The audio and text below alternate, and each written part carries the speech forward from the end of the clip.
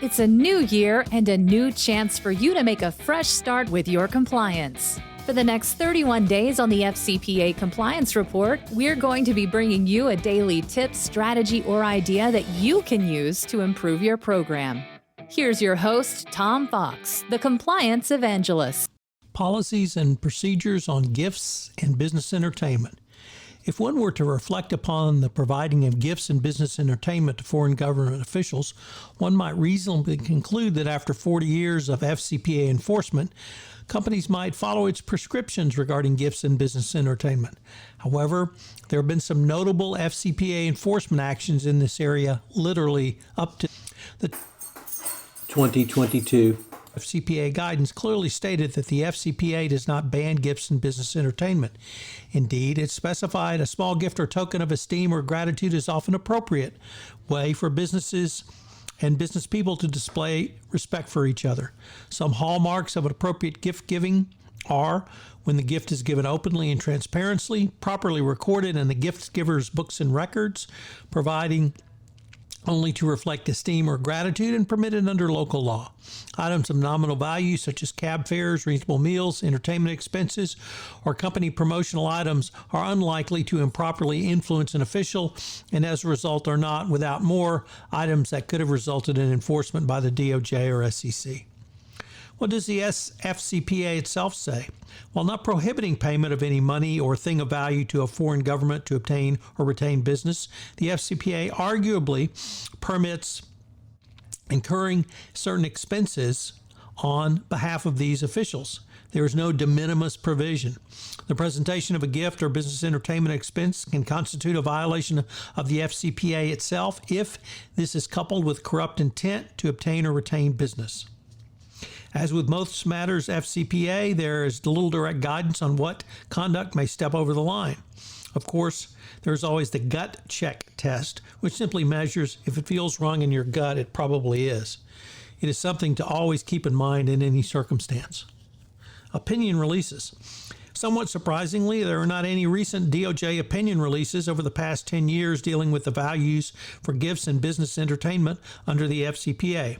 However, there are 3 opinion releases from the early 1980s that can provide some guidance to current practitioners.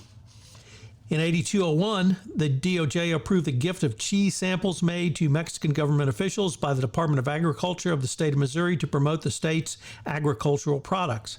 However, the value of the cheese to be presented was not included in the opinion release. In Opinion Release 8102, the DOJ approved a gift of its packaged products from Iowa Beef Packers, Inc. to officials from the Soviet Ministry of Foreign Trade. The total value of the samples presented was estimated to be less than $2,000, and it was averred that individual sample packages would not exceed $250 in value. The final opinion release relating to gifts is 8101. In this release, Bechtel sought approval to use the SVV Group, a multinational organization headquartered in the Philippines and comprised of separate firms in 10 Asian nations and Saudi Arabia, which provided auditing, management consulting, project management, and tax advisory service. SGV desired to solicit business on behalf of Bechtel, who had proposed to reimburse for SGV the gifts expenses incurred for business solicitation. Regarding the reimbursement of gifts by Bechtel, the DOJ stated, expenses for gifts or tangible items of any kind incurred without Bechtel's prior written approval will only be reimbursed where such expenditures are permitted under local law. The ceremonial value of the items exceeds its intrinsic value, and the cost does not exceed $500 per person. Policies and procedures for gifts and business entertainment. Based upon the FCPA language and relevant opinion releases, and allowing for inflation over the past 40 years, it would appear that it would be reasonable that a company can provide gifts of value up to $1,000. The guidelines should include the gift should be provided as a token of esteem, courtesy, or in return for hospitality. Nominal value, but no greater than $1,000. No gifts in cash. The gift shall be permitted under both local law and guidelines of the governmental agency. The gift should be a value which is customary for the country involved and appropriate for the occasion. The gift should be for official use rather than for personal use. The gift should showcase the company's products or contain the company's logo.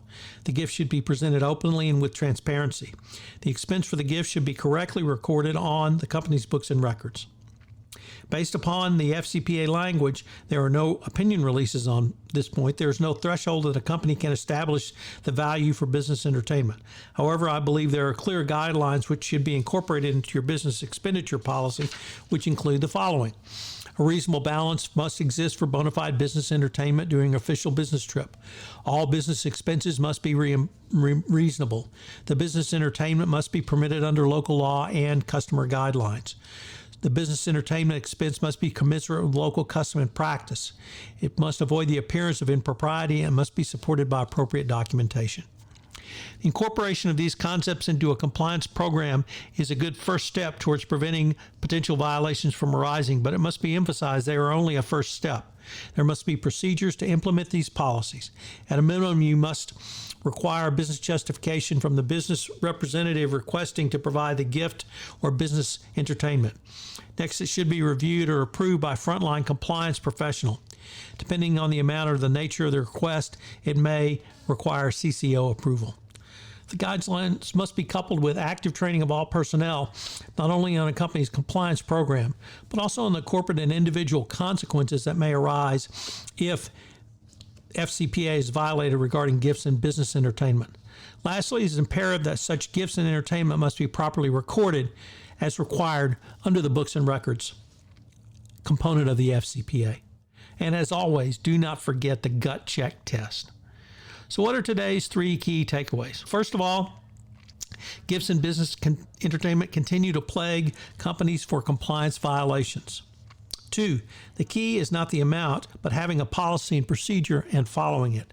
And 3, document is absolutely critical in this process, as it is always mandatory to record gifts and business entertainment properly, correctly on your books and records, labeling it as gifts and entertainment and not as something else which might appear that you are trying to hide something going forward.